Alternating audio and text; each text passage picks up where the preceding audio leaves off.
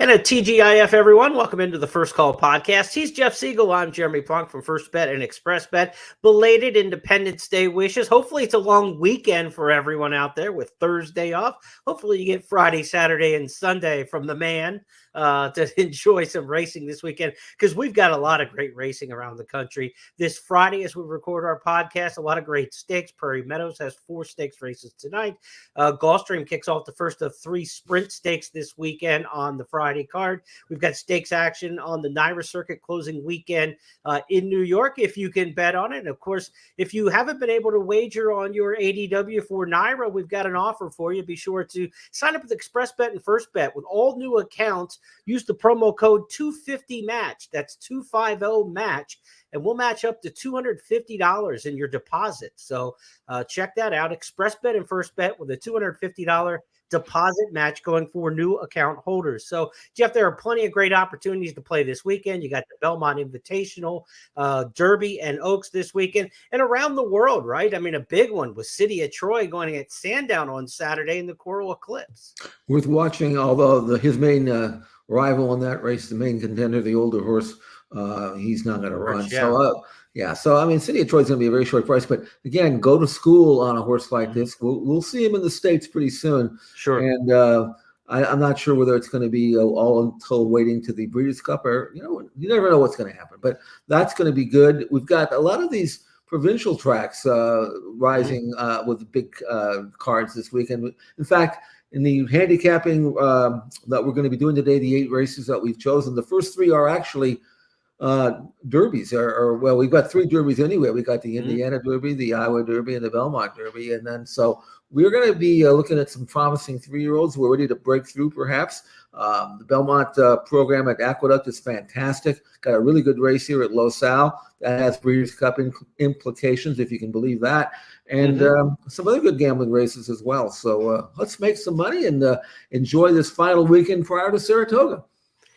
If you are listening on our traditional podcast channels, here are the races that we're going to handicap in order. The Indiana Derby from Horseshoe, Indianapolis, then the Iowa Derby from Prairie Meadows. We'll go to Gulfstream Park for the Smile Sprint on Saturday. Saturday's Belmont at the Big A card. We're going to feature the Belmont Derby Invitational, the John Nehrude for sprinters, and the Belmont Oaks Invitational back on the turf. At Los Alamitos, as Jeff mentioned, the Great Lady M Stakes, and a little Sunday bonus for you, the Del Cap. Delaware Park has the Delaware Handicap coming up on Sunday. So that's for you listening on our audio channels. For those of you who have been looking at the schedule on our videos, be sure to hit the like button, share this out. We want to see your comments as well in the comment section. Help us grow the audience for the It's Official podcast and the First Call podcast here this weekend. So, Jeff, let's talk about the races that we have coming up for Saturday. We'll start off at Horseshoe, Indianapolis, where it's the Indiana Derby, and your top pick in here is one you've been familiar with for some time. I didn't really want to pick Stronghold, and that's the pick I'll have. He's 2-1 on the morning line, unraced since the Derby, in which he didn't run as well as I thought he would. I mean, he was where I wanted him to be at the quarter full, but there was no follow through. But he did have he's still a pretty good colt, and I love what Phil D'Amato's doing here, trying to get a confidence building win back in his system. So in looking at him and the way he's been training, this was the work just a few days ago. He broke off 5 lengths behind his workmate, and he's going to finish very, very well. 24 flat for the last quarter of a mile on my watch. You can see him on the outside. This tells me that the rest is a little bit of a vacation that's done him well. He's finishing without much pressure here. He's coming home well. Collar his workmate, and he's perking up rather well. And I think after having a couple of months off, he's ready to return against a field that he certainly should be able to beat, assuming that the Derby campaign didn't sap him, which sometimes it does. I like him. The horse that I really wanted to like, and the one that I fear most, is number 8, Dragoon Guard. That's an Arrogate colt who was beat in the neck in his debut at Churchill last September, came back off the laugh and won his next 2 in very stylish manner. You saw him at Keeneland when he came back. I liked that race a lot, Jeremy. And then he comes back with a career top number over a sloppy track. Look, if they let him loose on the lead, and I don't know whether he will be on the lead, but he's a pretty quick colt with a lot of speed. Right. And if they let him run out of there, There's no doubt in my mind that he's capable of dominating from gate to wire. The pace situation could be contested, but maybe not. That was my problem. I couldn't really separate them. Now, Dragoon Guard on the morning line is a better price. This is one of these kind of races where, gun to my head, I might not really have my top pick until they're entering the gate, a little late for that. I'm going to go Stronghold over Dragoon Guard. I think that those are the two that'll get most of the play, but I'm looking for Stronghold to bounce back with his best, which, of course, was good enough to win the Santa Anita Derby earlier this year. This always looked like the kind of race for him. Phil D'Amondo's been willing to travel. There's not a lot for the 3-year-olds on the West Coast. So after that solid effort in the Kentucky Derby and when they didn't come back in the Triple Crown Series, this always looked like the right spot. I think Stronghold's pace versatility helps in this spot. Dragoon Guard, obviously, this will be the first 2-turn attempt for that one. It's only 1.16 miles. The Indiana Derby, a very achievable derby in terms of a 2-turn distance, but he's never been around 2 turns to this point. EJ Wanda Cup to his inside has some other speed in here. So I'm like you. I think Stronghold's pace versatility can help here. The trip that he got in the Santa Anita Derby, 4th, 2 lengths off the lead and grinding down the field, that would be a winning trip in here, I think. I'm with him as well. Just a note in here, Sir Grayland is going to scratch out of the Indiana Derby. So that's one less to worry about as you handicap race number 12 on Saturday from Horseshoe Indianapolis. 8 stakes races in all on that Horseshoe Indy card, including some stakes handicapping from Scott Shapiro on our website. So be sure to check out Scott's top plays for the Indianapolis card on Saturday, Indiana Derby Day in Shelbyville. Let's go to Prairie Meadows for the second of 2 big days in a row at Prairie Meadows. Friday night's card's got 4 stakes races, 4 more on Saturday. Saturday is the big one, though, the traditional 4th of July weekend at Prairie Meadows. It doesn't get any bigger for those in Iowa than this. The Cornhusker, the Iowa Oaks, and the Iowa Derby all on the card. The Prairie Meadows Iowa Derby race number 8 is 1.16 miles, same distance as the Indiana Derby. Only goes for $250,000, so you expect this to be a little bit lighter of a field. Nonetheless, we got Just a Touch in here, Jeff, who a lot of folks thought was the horse to beat in the Kentucky Derby. There were a lot of people excited about taking a shot at him on Derby Day. He ran 20th that day. Does he get back on the beam, or are we looking for somebody else other than Just a Touch? I am. I mean, Just a Touch deserves to be favored based on the company he has kept. I was very high on him after his maiden win, and he didn't quite follow through after that for me, even though he was obviously racing against tougher horses. Running second in the Gotham looked pretty good at the time. I'm not sure that the colt that beat him is all that much. I mean, he's good, right, deterministic, but I don't think he's anything great. I think maybe in fact, I'm sure that his runner-up to Sierra Leone in the Bluegrass flattered him. Got a nice trip that day. I'm instead going to try a price here. Good. There's a lot of X factors in here that could be better than shown. Maybe they're not, but I don't mind betting a horse to do something that he's never done if I'm getting 12, 15 to 1. I'll gamble on that. I don't want him at 7 to 5. Henro is a horse, number 3 on your program, who's trying 2 turns for the first time. And he looks like a horse that if he's ever going to route, it'll be his first opportunity. He's got a series of good, solid sprints. He's got rising speed figures. His numbers have gone from 71 to 83 to 87 to 92. So every time he runs, he gets better and better. He's got a pedigree that should allow him to get a middle distance by collecting that out of Mirabai Street Cry. And his last race, he finished second in, but I really liked it. He stayed on very, very nicely. Out of the Conqueror is a proven solid sprinter who's not that far removed from these anyway. And I think that Enro is going to produce another forward movement from the 3-hole post. I think he'll get a great trip. I think at 12 to 1 in the morning line with numbers that are every bit as good as anything in the race, with the possible exception of Just a Touch, who may not be as good as his numbers look. I think Enro's a gamble to me at 12 to 1. And you want a horse close to the pace at Prairie Meadows. You never want to be coming from the clouds. So that sprint to route form, expect him to be pretty forwardly placed with the 3-hole draw in there. No speed by Mugatu down on the rails. So Kitty Hawk, who's cross-entered in Indiana.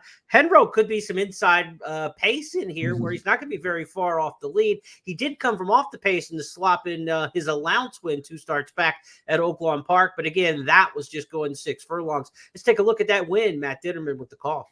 Storms Home has dropped out of it. The other is still well out of it, too. Top of the lane here. Congrats on 50 with Strato on the outside, running a big one. And Henro is grinding away. Henro grandstand side, collaring those early leaders and kicking on. Plausible Denial coming like a rocket down the outside. Henro got the jump. Henro sprinting clear, and he's going to do it. Henro, 2 wins for Rafael Bejarano and Chris Hartman. He's run well in the 2 starts with Bejarano aboard. That was the first time that he came back in that good race at Churchill. You mentioned the horse who beat him out of the Conqueror, really nice. Doncho, who ran 3rd in that race, is a really nice one for Michelle Lovell as well. So that was a good race. It was just a no condition allowance race, but that played a lot like a sprint stakes race around the country amongst these 3-year-olds. So good race that he's coming out of there. Jeff's top pick, Henro, in the Iowa Derby, race number 8 on Saturday night at Prairie Meadows. Let's shift our attention now southward to Gulfstream Park on Saturday, where it's the Smile Sprint. They used to run the Summit of Speed at Gulfstream Park and Calder formerly before that, and all the stakes races and the sprinters would be on the same card. They've kind of spread it out over 4th of July weekend. There's the carryback today, the Smile Sprint on Saturday, a 3rd stakes race on Sunday. You could get up to $10 back on our money back special with First Bet and Express Bet in all 3 of those Gulfstream Park Sprint stakes this weekend, including the Smile. That means if you make a win bet in those 3 stakes races, up to $10 refunded back into your account if your win bet finishes 2nd or 3rd. Jeff's going to give you the winner, though, so you don't need that insurance. So let's go to the Smile Sprint, race number 9 on Saturday. Named for the 1986 Breeders' Cup Sprint winner, Scotty Schulhofer trained that one. Went back and looked at the record of Smile this morning. What a start to his career at Calder. He went 7 for 7 as a 2-year-old in his first 7 starts. And, of course, 86 was his big year. This is a Florida bred who did his big damage at Calder. Only raced once at Gulfstream Park, but the stakes named for him, of course, the Smile Sprint, part of that Summit of Speed, where Calder originated this race back in the day. So you're talking a sprint race at Calder over the years. Smile was a good one to name one after. Who do you like in this race for the older horses? I have a couple of angles that I like on number 6, Run Classic, and that is, even though he went overseas, he's been freshened, which I think is going to suit him well. He's run well, proven to be very, very good off the bench, so there's no doubt in my mind that he will fire fresh. He's coming back. He's only had 1 prior start at Gulfstream Park. It was a stakes race, Gulfstream Park Sprint Championship, at this distance on this track that produced a career top number. So I've read quotes from the trainer. It says he's training great, which is, you can believe it if you want to. It's better than saying, I don't think he's ready. Right.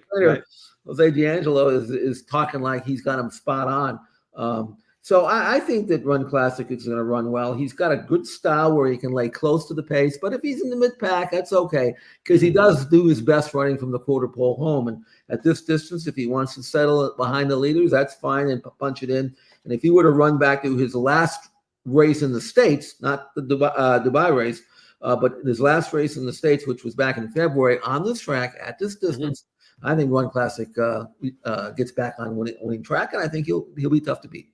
Let's go back and take a look at that race from February. It was the Gulfstream Park Sprint.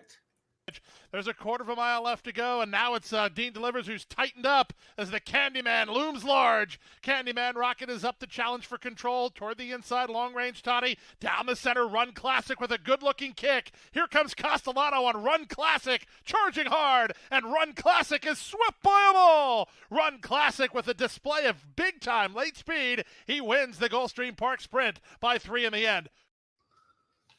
You know, Jeff, he's not the only one coming back from a race overseas, coming out of that same race, the Dubai Golden Shaheen, the Sibelius, a horse who has had some success in the States, had some success overseas, obviously 2 for 2 at Gulfstream. But this horse did not, Sibelius last year, did not come back well from the Dubai trip after winning the Golden Shaheen, took several starts to kind of get back into form.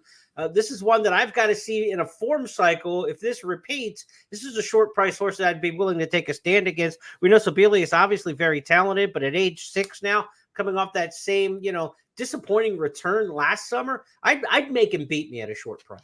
I would too. And he is 2 for 2 at Gulfstream Park, which is a major positive. He wins races 9 for 25.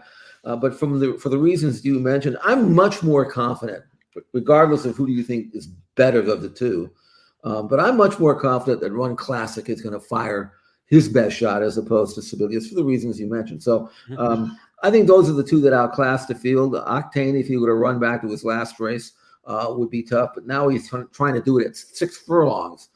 He's more of a middle distance horse. I'm not sure if this is too sharp for him or not. But I think of the two that should get most of the play, I trust Run Classic more than the other one, than Sibelius, for the reasons that you pointed out. So that's where I'm going, and maybe I'll get a decent price in trying. For more on the Smile Sprint and that Saturday card at Gulfstream, be sure to check back this weekend for Eddie Olczyk's hat trick. He'll have a video this weekend for his top 3 plays on Saturday at Gulfstream, including the Smile Sprint. So check for that on social media channels and also at firstbetnews.first.com and at expressbet.com in our blog section. All right, so let's go from Gulfstream Park to Belmont at the Big A. Saturday's card, the big one has 4 stakes races. We use big to talk about the purses and the prestige of these races and the grades, but not the field sizes. Very short fields on Saturday at Belmont at the Big A for these major stakes races, including the Dwyer, which drew just 4 runners and got pushed up to race number 2 on the card. We're not going to handicap the 4-horse Dwyer, but we don't have big fields to talk about in the other stakes races as well, Jeff. This might be a situation that you're too darn close to Saratoga. A lot of people are waiting for Saratoga. You kind of get some of that, like, where people are waiting for Del Mar, and you get to the end of the Santa Anita meet or the meet at Los Alamitos, where people say, let's just take a pass and wait for the big boutique meet. These fields did not come up as deep and as strong as you'd like, but there's some quality at the top of them. And we start that with the Belmont Invitational Derby, where I know you like Legend of Time in there. I do, but I can't for the life of me understand why more European trainers take advantage of this. Their horses are fit. These fields are small, and $750K. $750,000 would be like running in the 2,000 guineas or something. I don't know if this is there, but it's pretty tough, and you have to run against 25 when you do that. But Charlie Appleby says, "You don't want to come? It's okay. You stay back there. I'll come. I'll represent." And he's got Legend of Time, who I watched his races in Dubai. I thought he was the real deal. And I loved him in the American Turf at Churchill, and he just got rank and he got mad and he just was unsettled and he pulled and he did everything wrong, which is what he did not do overseas when I watched his film over there. But then in his last race in the Pennine Ridge, I thought he ran really well. Now, he did save ground. He got a great trip. He had inside draw that day. He's going to get the same kind of trip here from the rail, assuming he breaks. And I thought he lacked a clear path there in the upper stretch, lost a little bit of momentum, but he quickened. He actually displayed a turn of foot there that the others didn't have. And I think this race is going to be run just like that, where they're going to go slow. And then from the top of the stretch to the wire, I think the colt with the best turn of foot, which I believe is Legend of Time, is going to prevail. Now, what about Endlessly? Back on grass for the first time since November of last year. He's a good colt. I don't think he's got the natural turn of foot, the acceleration that Legend of Time does. And if this race is going to be a very slowly run race early, which I believe it will be, and he's going to have to do some work from the top of the stretch to the wire to catch the colts who can turn it on as well as he can. So I'm going to. It's going to be a tactical race. You know how me, William Buick to me is the Curland of jockeys as far as I'm concerned. Right. You know what I'm saying? I don't think there's anybody better in the world from what I could see. So Legend of Time with William Buick, who obviously got great run out of him in Dubai, joins the party here. And I think Legend of Time will outkick him and win again. I've been driving Buicks for about a decade, so I can attest to the smooth rides. And William Buick is absolutely one of the world's best. Legend of Time got there by a head last out in the Pennine Ridge over White Palomino and Royal Majesty. They're the 1, 2, 3 right back in this field on Saturday in the Belmont Invitational Derby. Let's go back and look at their 1, 2, 3 finish last time in the Pennine Ridge. There is Royal Majesty. Royal Majesty now tips off the rail, nowhere to go right now. Legend of Time is going to save ground towards the inside. Triple Espresso still very tightly bunched, and White Palomino is still there. Cable ready. Will Legend of Time get out? And here's Legend of Time trying to muscle on through. White Palomino still holding that spot. Will Legend of Time find the room in time? Still chasing his Cable ready, and also Royal Majesty. There's Legend of Time, who's now bursting late. Legend of Time gets up and wins the Pennine Ridge just over White Palomino. Then came Royal Majesty and Cable ready in 1 minute 47 and 3. There is Royal Majesty. Royal Majesty. So at once, we don't need to see it again. Legend of Time got there by head. Maybe we'll see a replay of that race again, though, back in the Belmont Invitational Derby. Trickery's an interesting horse in here. Won the American Turf at 47-1 in a big upset. Then came back and was bet to favoritism in the Penn Mile. That race hasn't come back strong. Horses who came out of that race in the past 2 weekends to run haven't come back and fired the same kind of race that they did, including the winner First World War, out of that Penn Mile race. So I'd be against Trickery trying to beat Legend of Time for a second straight time. Beat him in the American Turf, but I think this time Legend of Time would be the stronger of those two. We will see what Endlessly has to offer in here. I think 6-5 on the morning line's awfully short on Endlessly, and I wouldn't be surprised if it's the other way around, where it's 6-5 on Legend of Time in here, Jeff. I think he's going to get bet to favoritism. I do too. Right or wrong, I think that's the case. Again, because this race is going to be reduced to a quarter of a mile sprint.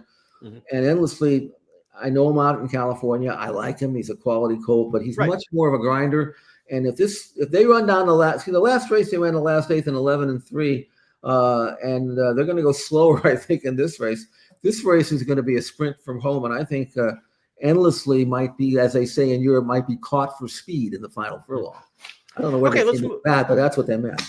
All right, let's move to the 8th race. Next stakes on the card at Belmont at the Big A on Saturday. 7 furlong sprint here. The Grade 2 John Nehrude, of course, named for the legendary owner, trainer, breeder, jockey agent for Ted Atkinson way back in the day.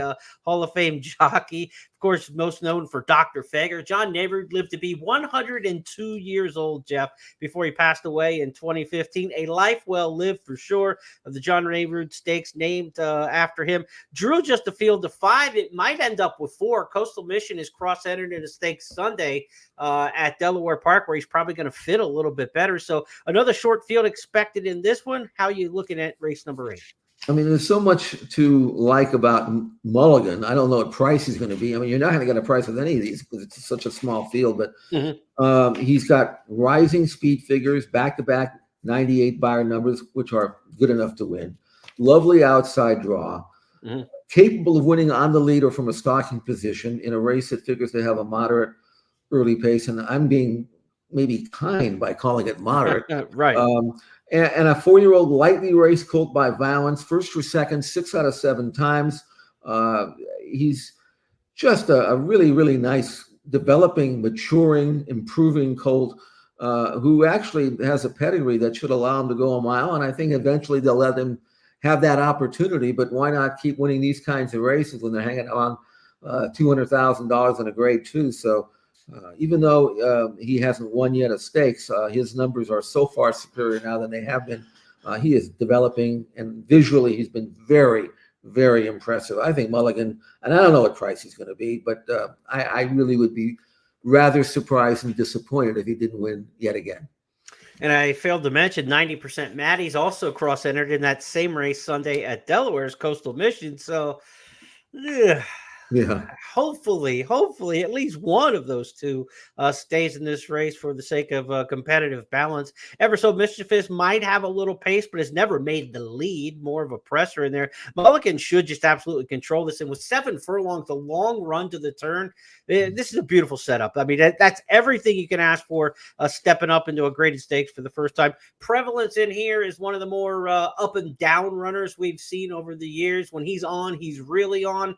When he's not, he can be pretty dull and poor, in fact, when he doesn't fire. Hard horse to trust, but you get Irad Ortiz back aboard. His 2 starts with Ortiz, the second place finish in the Maryland Sprint, where Super Chow got away from him that day, but he did win at Keeneland in impressive fashion with Irad 2 starts back. I just don't trust Prevalence enough. I'm with you in here. I think it's Mulligan should be clearly the horse to beat with a great trip there, outside speed going 7/8 of a mile. To the 9th we go, Belmont at the Big A on Sunday. We will get a bigger field size to deal with in this one. It is the Grade 1 Belmont Oaks Invitational. Field of 9, good betting race in here. Nobody cross-entered, and we've got that international influence that you've been asking for, Jeff. You got Fun with Flags coming in from France. You got Secret Satire coming in from England. And then Cinderella's Dream also coming in from Great Britain. So a good international cast for this one. This is a legitimate Grade 1 race. I mean, legitimate. There's some outstanding runners in here. I had watched all of Cinderella's Dreams races prior to her arrival here. If you look at her form, you'll notice that she was undefeated going into the Guineas, and she hadn't really beaten that great a group. But prior to that, she got tested, and even though she finished 7th in that race, she was only beaten 4 lengths. Superior competition in that race. By all rights, this is the kind of race that Charlie Appleby probably, when he decided to come here, thought, well, I can win a race like this with a filly like this. Yeah.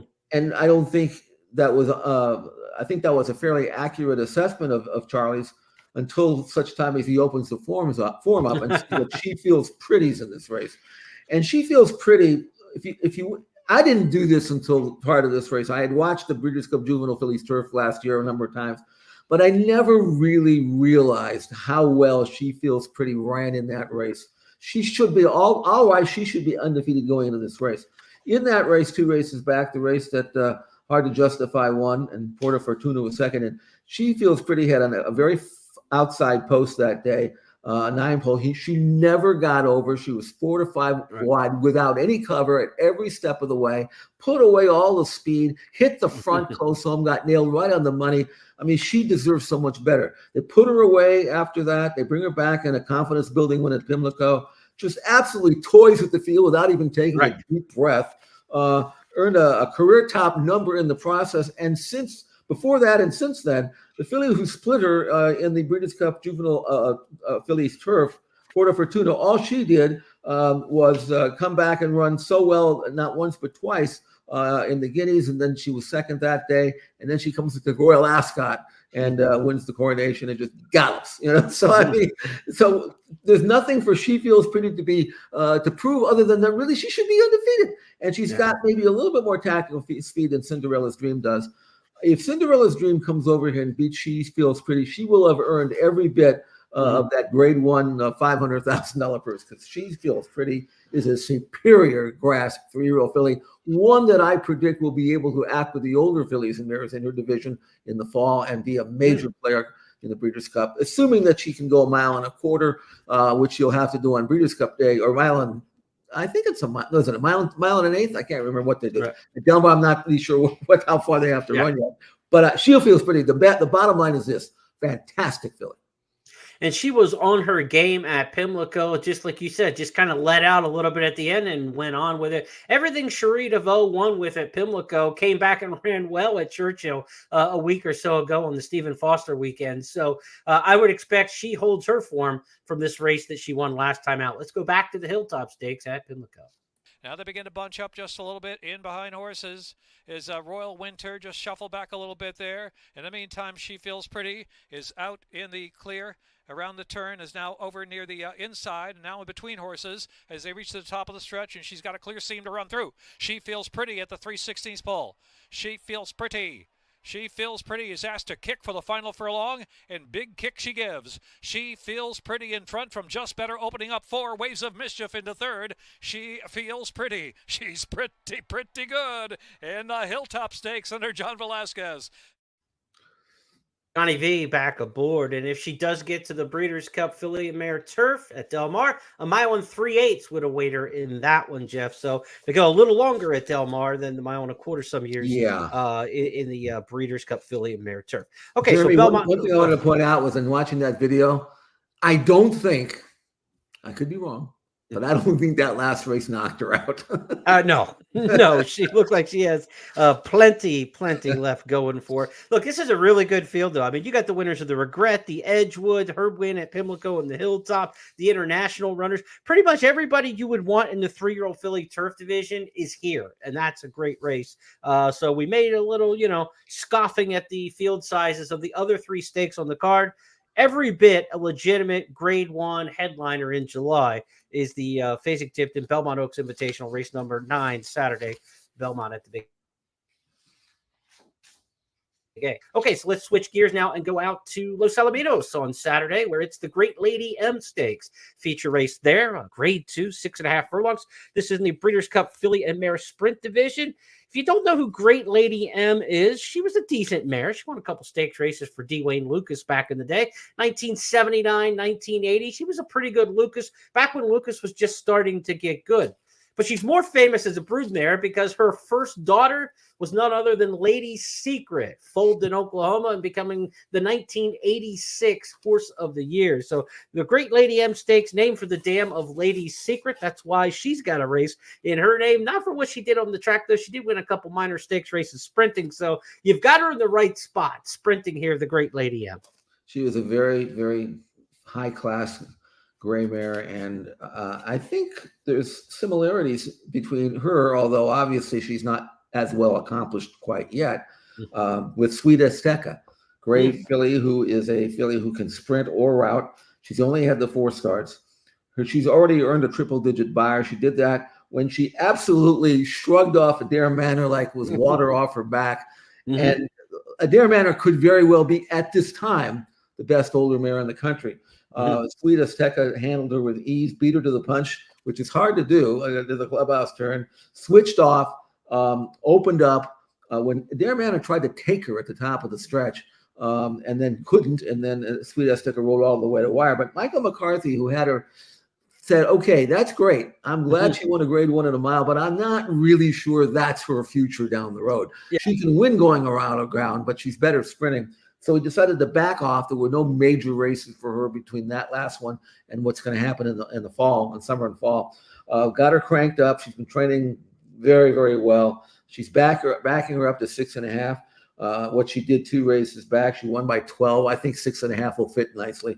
And then in the fall, she can go after the biggies. Perhaps at Saratoga, maybe stay home and just point for the Rancho Bernardo, races like that, and then go to the Breeders' Cup doing that. I can't imagine 7/8 could be a better distance for her than that. So I'm very interested to see how she comes back off this relatively brief layoff.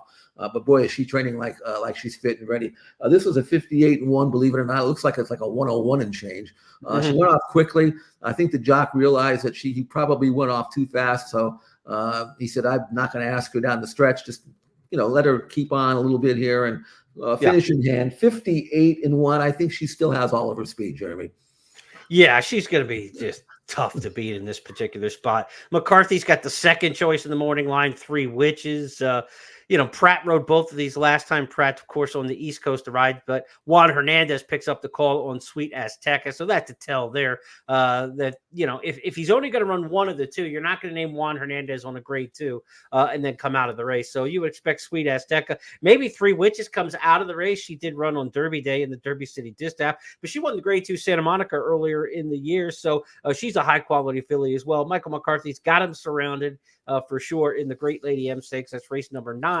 Saturday at Los Alamitos. We stay with the race number 9 theme, but we turn the page to Sunday and we switch gears to Delaware Park, where it's the Del Cap coming up on Sunday. Main event in Stanton, Delaware, a track I've been to a few times over the years. In fact, one of my favorite scores of all time, I'll tell the story, came in the Delaware Handicap 2003, Jeff. This is a race we were doing for ESPN. I was doing the stats and research and spotting for the live shows. And when there's a race going on that we're working, I try not to bet too many things during the day. I try to limit my bet so that I can follow what the heck's going on and stay loose. That year's Delaware Handicap had Take Charge Lady in there, Summer Colony, Wild Spirit for Bobby Frankel. And I was absolutely convinced Wild Spirit would win. And there was no doubt in my mind that Take Charge Lady was going to run second in there. So I liked the local horse from Maryland named Shiny Sheet for trainer Charlie Hadry. And I just said, this is a cold trifecta. It was only an 8-horse field. I usually don't like to bet tries in shorter fields, but again, we're working. So I just played $100 cold trifecta with those 3 horses. And I thought this thing will probably pay like $24 if it comes in. Well, they bet Summer Colony down. She ended up running off the track. The favorite wins 4-5. Take Charge Lady runs second. They let Shiny Sheet go 62-1. The try ended up paying $103 for $1. So I walked out of there with $10K while I was working. And I was absolutely stunned at the return. One of those, you always look at a tote board and you say, boy, I didn't get what I deserved. And how many times have we said that over the course of your betting career? That race, 21 years ago now, I got more than I deserved, and I never forgot it. And back in that day, I mean, that's a nice score any day of the year when you're handicapping. But back in that time in 2003, that was like a summer maker for me. Well, rumor has it, although I don't quite believe it, that after you hit that try as a spotter, you still had some duties left before the end of the telecast, and you said, "Do it yourself. I'm going to go cash." Well, we were off the air at that point, I'm sure, by the time we got the results in. But yeah, those were some fun times whenever you have a nice score like that and you're working on the air. You try, like, I'm sitting like right next to the talent when it happens. So you just kind of try to, bite your lip and not exclaim and, make any loud shouts at that point. But I knew I had it, but I thought, like I said, it paid 4 or 5 times what I thought it was going to pay. So sometimes it works out for you. Will we have that kind of payout in this year's Delaware Handicap? We'll find out. Mile and 3/16. The Del Cap used to be a mile and a quarter. Last year, they shortened it to a mile and 3/16. I guess we're just getting soft in the world. We can't ask anybody to go a mile and a quarter in handicap ranks these days. We do have handicap conditions with this race. Still, of course, wet paint, the 123-pound high weight in here, giving as many as 9 pounds away to the competition. Brad Cox will try to win the Del Cap for the second straight year. He won it last year with Idiomatic, who was the champion, in the Distaff division last year and won the Breeders' Cup. So Idiomatic is going to bypass her title defense in this race and go for the Molly Pitcher coming up in a couple weeks at Monmouth in New Jersey. So Brad Cox comes in with Plan B in here, wet paint. She's the 3-2 morning line favorite. We talked about Flavian Pratt being out of town, not riding those horses in the Great Lady M at Los Al, but he is on the East Coast, and on Sunday he's going to be riding at Delaware Park. I hope he got a contract to pick up back the mount from Sweet Azteca down the road. He had to give up something. It can't be in 2 coasts on one day. Right. He had some live mounts for sure. He was like red hot yesterday, I believe, if I'm not mistaken.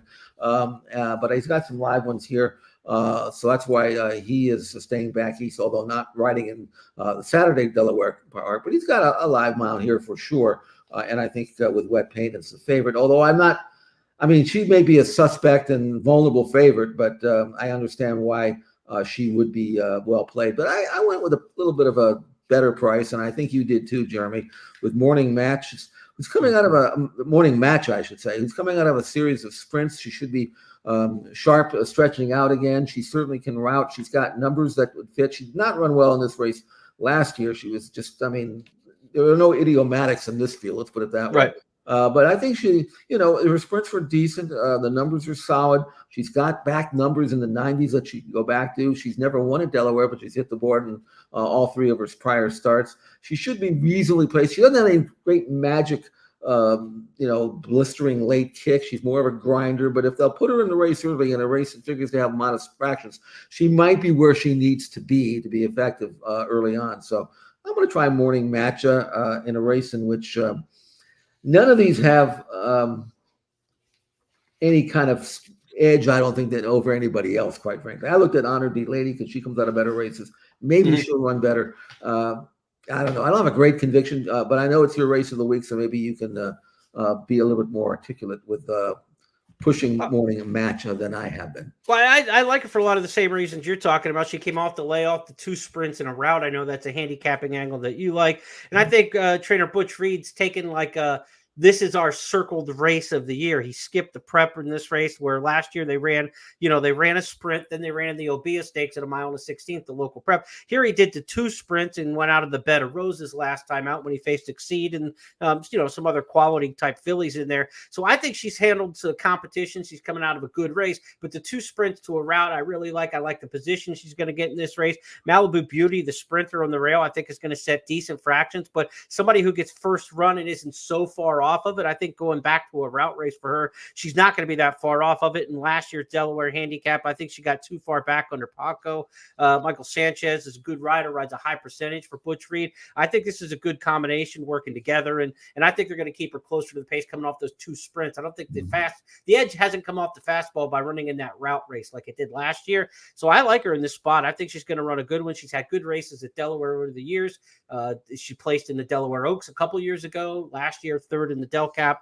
And again, there are no horses like Idiomatic in this particular spot. Wet Paint, to me, I just don't trust her. She just she's run some good races, and then she's other times she just doesn't fire. Delaware is a tricky track. Horses don't always like it. It's on the slower side, and a mile and a quarter, giving weight on a track, or a mile and 3/16 now, and giving weight on a track that you're not sure she's going to be familiar with. I think she's an underlay in this particular spot. I'll try to beat her. Use her maybe in the exact on some backup plays, but Morning Matchup on top for sure. And then Honor D Ladies, the other one in there that I like coming out of the race in the Ladies Secret last time out. She also hasn't run over the track here at Delaware, so we'll see how she fares. I'll give the home court edge to Morning Matchup, the 5-horse in the Delaware handicap race. One thing to note, though, and I don't know what the weather's like back there, but wet paint is 3 for 3 lifetime over off track. So yeah, if you get a wet track, yeah. I don't know whether it's going to be raining there or not, but who knows?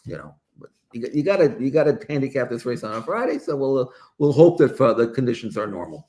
Sure. And then we've got 4 stakes races on that Sunday card. Warlike Goddess running in the Robert Dick Memorial Stakes right before the Delaware Handicap. So you've got some star power there with Warlike Goddess running on the grass in the race before the Del Cap. Also got a promo for you. You got a chance to get $20 back if you bet $100 on the card Saturday at Delaware Park for Oaks Day and $100 on the card Sunday for Del Cap Day. Bet $100 each day and you'll get $20 back into your account. So it's like a 10% rebate. Play the $200 over 2 days and get $20 back when you bet with First Bet and Express Bet. Always be sure to opt into all of the promos. And as we mentioned earlier in the podcast, if you're a new account holder, no better time to sign up for a new account. If you've been thinking about it with Express Bet or First Bet, maybe your ADW has you locked out on playing NYRA races right now. Use the promo code 250MATCH. And Express Bet and First Bet will match up to $250 in your deposit. So a great way to get started and to open a new account. Jeff, a lot of great racing. We got the Brooklyn Handicap today on the NYRA circuit. Next is running in the marathon division there. I know you're a big fan of that runner. Big night tonight at Prairie Meadows with 4 stakes races. If you want some handicapping help on tonight's 4-pack at Prairie Meadows, Frank Caruli's got an all-stakes pick 4 ticket for you in our blog section. His Fridays with Frank series. Frank goes all over the country every Friday and tries to give you his best plays. So he's got that set up for Prairie Meadows tonight. Big stakes card there. A lot going on, Jeff. Fun weekend. This feels like your new home, if I can say, because I know your Bruins are heading to the Big Ten. And so we've got the Iowa Derby. We got the Indiana Derby. The Midwest is really in flux. So, I mean, as a Bruin fan, I think you need to start getting acclimated to Iowa and Indiana. Well, they already ran the Jersey Derby. I know I'll go to Rutgers this year. You're going to Rutgers, so I'll miss that one. But you're right. I'm going to be making some road trips. I haven't been to many Big Ten stadiums, and when I go on the road, I love to visit the campuses and all the places that I couldn't get into. Let's put it that way. But anyway, good racing, and of course they draw. I believe today they draw for opening day at Saratoga, so I'm looking forward to that as well. And they got the 2-year-old race is it the Schuylerville? I think it is.